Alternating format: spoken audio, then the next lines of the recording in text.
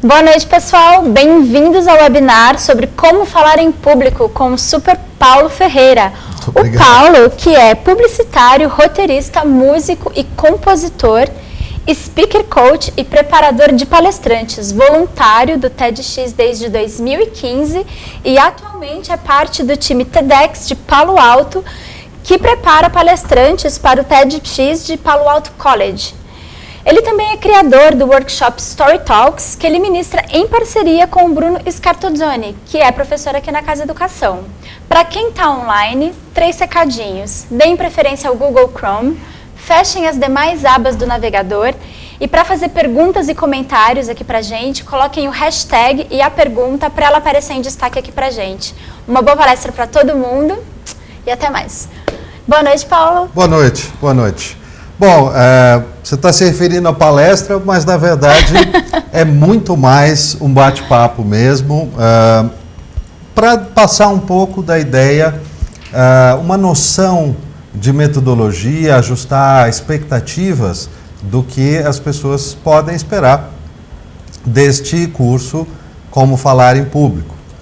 A fala em público às vezes está muito associada para muita gente ao slide, ao PowerPoint, a mostrar uma apresentação. Aí chama-se de apresentação aquilo que está na tela. A abordagem que eu trabalho é bastante diferente disso. Essencialmente, a apresentação é você. O máximo que o PowerPoint faz é ser um apoio visual, dirigido para o público, para facilitar o entendimento de quem te ouve. Então, essa talvez seja o primeiro ponto de um paradigma bastante diferente. Isso vem, sim, muito da experiência de preparar a gente para falar no TED, no TEDx, né? No Palo Alto College, em algumas outras edições também. Mas o essencial é porque a gente sabe que algumas das TED Talks mais famosas do mundo, elas não têm slide, não têm PowerPoint, né? E são assistidas aos milhões no canal do TED, no YouTube, por causa da magia e do encanto da pessoa que está apresentando, né? Então isso, a gente sabe que tem uma força muito grande nisso, nada substitui a presença, nada substitui a entrega forte de um conteúdo claro, bem preparado, e isso totalmente independe de haver slides ou não haver slides. Então, o primeiro ponto é, o foco é em você como apresentador de conteúdo, em você como palestrante, não apenas palestrante, mas você como condutor de uma reunião, você apresentando um conteúdo de uma proposta para um cliente, um treinamento para uma equipe, seja como for, o foco é na pessoa em apresentação de conteúdo, né? Mais do que outras coisas. Acho que é interessante colocar também que a preparação ela traz princípios do palco, princípios da apresentação pública, por assim dizer, mas ela trabalha adaptando esses princípios, explicando esses princípios para as pessoas usarem nas suas vidas no dia a dia. Nem todo mundo vai fazer uma palestra, nem todo mundo vai fazer uma apresentação TED, mas todo mundo precisa entender comunicação melhor do que a maioria das pessoas entende. A verdade é essa.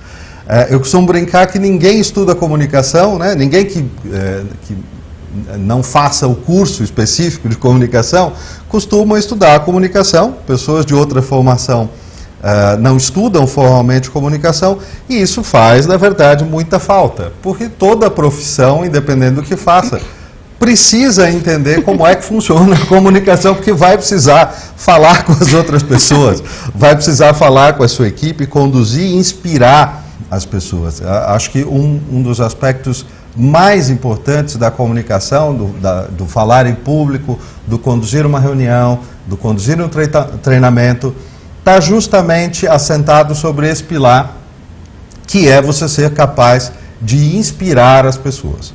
Porque quanto mais a gente avança no século XXI, mais uma ideia antiga de comando e controle ela é questionada nas organizações, e mais importante é que se seja capaz de inspirar as pessoas a fazer aquilo que é necessário, aquilo que é mais interessante para a organização e para o time.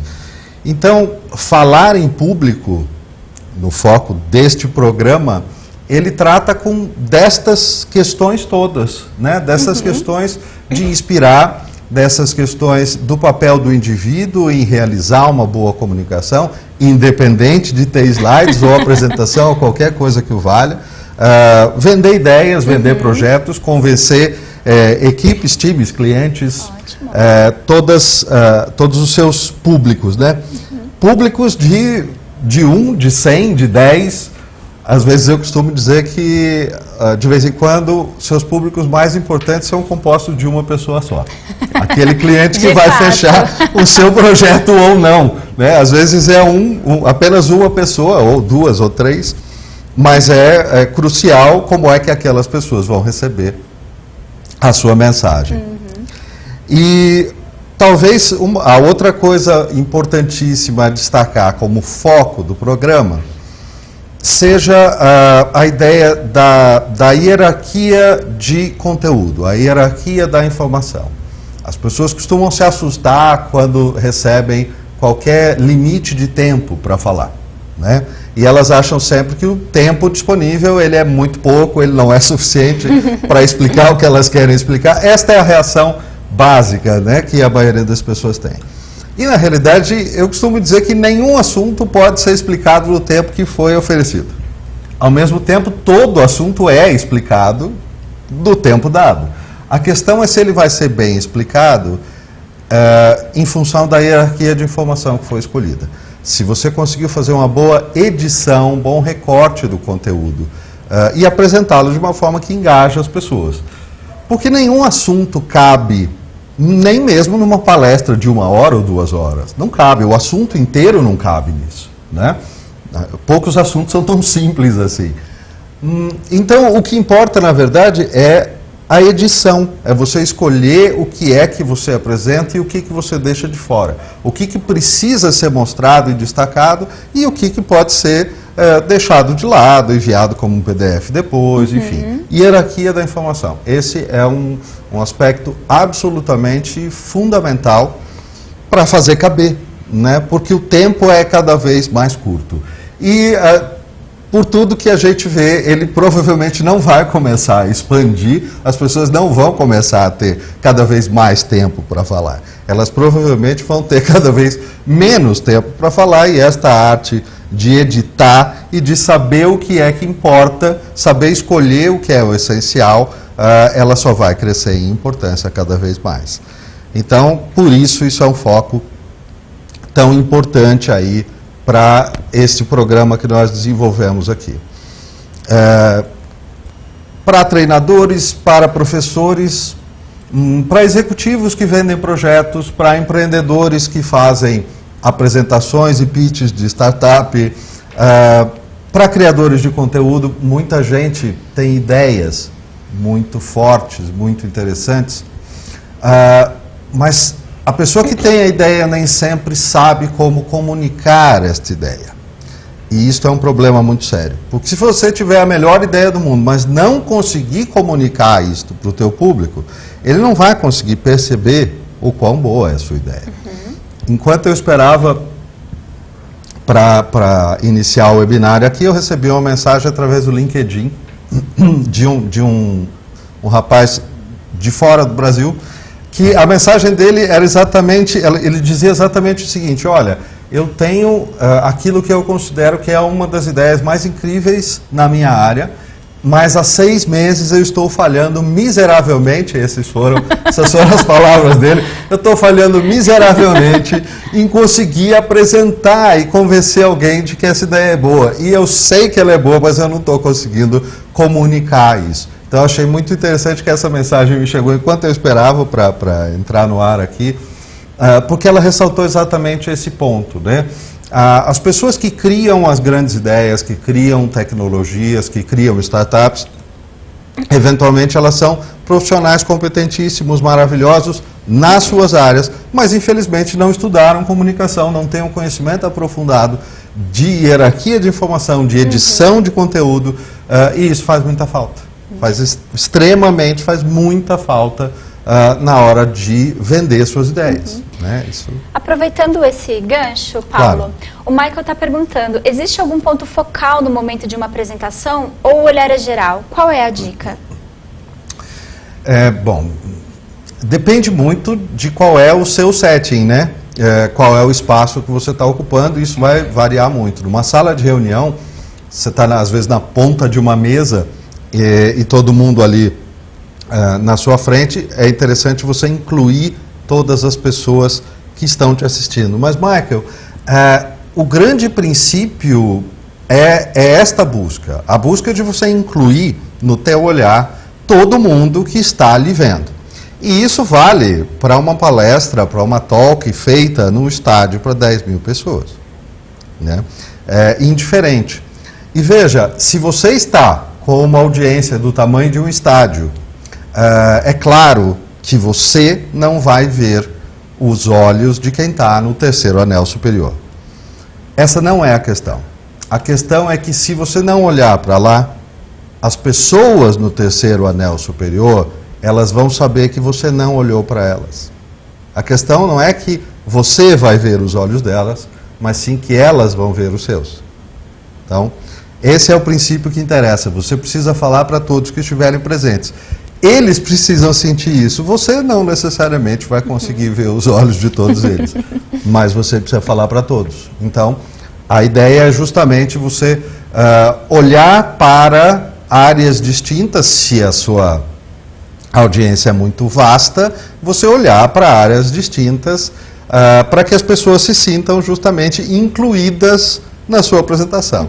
E aí, quando eu falo aqui para esta câmera, para vocês todos, às vezes me incomoda não olhar para ela, porque afinal estamos juntos aqui.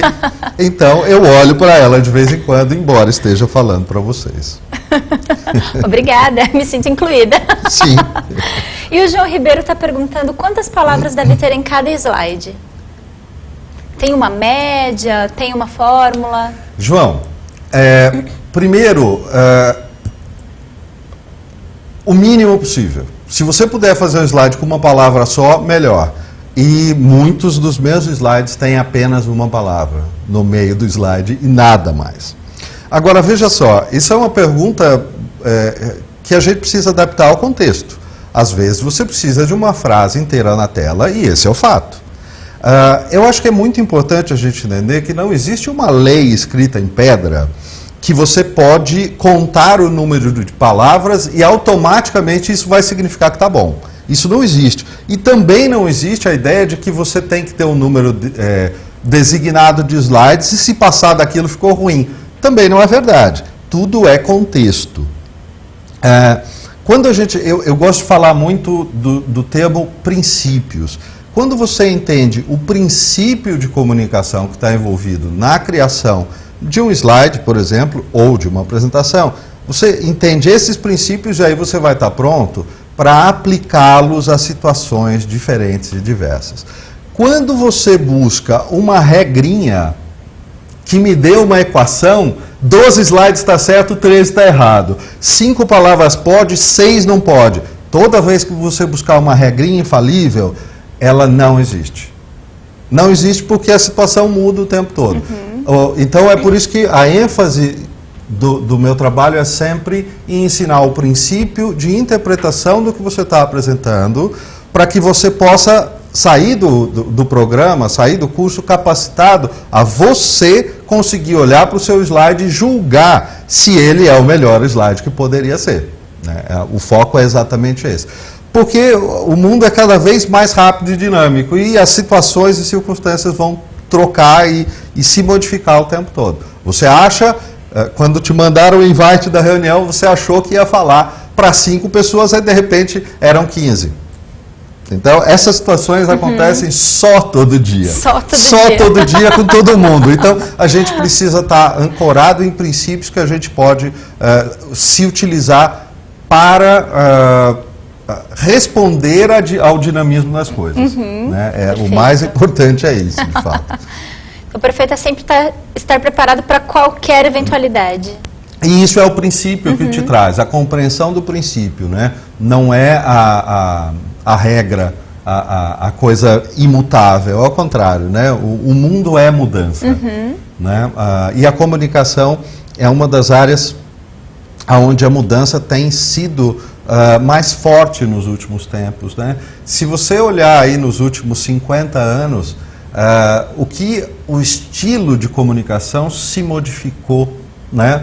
Se você voltar um pouco mais no tempo, e nem precisa de 50 anos, você vai verificar que o estilo de public speaking há 50 anos atrás era pomposo, né? Era formal, formalíssimo, daquela época da bancada do Jornal Nacional, onde as pessoas não podiam se mexer, elas tinham que ficar duras. Isso, exato. E hoje em dia não há espaço mais para isso, né? Isso é uma coisa que fica artificial, fica de plástico, não é gente de verdade, né? E a gente não gosta disso, a gente gosta de gente de verdade, mesmo que seja num contexto sério, mesmo que seja num contexto comprometido, claro, mas de gente de verdade, né? Com criatividade, com expressão. Acho que as redes sociais aproximaram muito o público do palestrante, então ninguém mais quer ficar no terceiro anel do estádio. E os influenciadores e toda a questão da mídia social hoje, né? A variedade de pessoas que se tornam influenciadores bem-sucedidos. Exato. No YouTube, no Instagram, aonde você quiser. Agora, tem todo tipo de gente falando para todo tipo de público, com todo tipo de formalismo ou falta dele. Exato. A maioria de uma maneira muito informal, que é, de certa maneira, o que o público espera, exceto em alguns lugares muito acadêmicos, mas não é esta, a formalidade não é uma receita para aproximar o seu público, certamente, não é mais. Perfeito. A Camila está perguntando, além de editar e criar uma hierarquia para o conteúdo, como podemos nos preparar para não ficar ansioso no momento da fala? Essa acho que é uma pergunta que essa talvez seja uma das perguntas que as pessoas mais fazem. Primeiro, esse é um foco um pouco exagerado das pessoas e elas alimentam a própria ansiedade, né? Elas tendem a alimentar a sua própria ansiedade quando elas focam excessivamente no desafio delas em falar em público e, na verdade, dão menos atenção do que poderiam ou deveriam ao conteúdo que elas estão preparando. Então, é como se elas virassem a câmera da situação demais para elas mesmas. E isso é um risco porque amplia a ansiedade, amplia o nervosismo, mas isso não necessariamente vai te fazer melhor na hora de apresentar. O que vai te fazer melhor na hora de apresentar é o teu foco no seu conteúdo, na sua apresentação, em quem é o seu público, no que é que pode interessar para o seu público, não para você. Esse é um tema bastante importante e muito trabalhado nesse programa, que é, de certo modo, aquilo que eu chamo de inversão do eixo.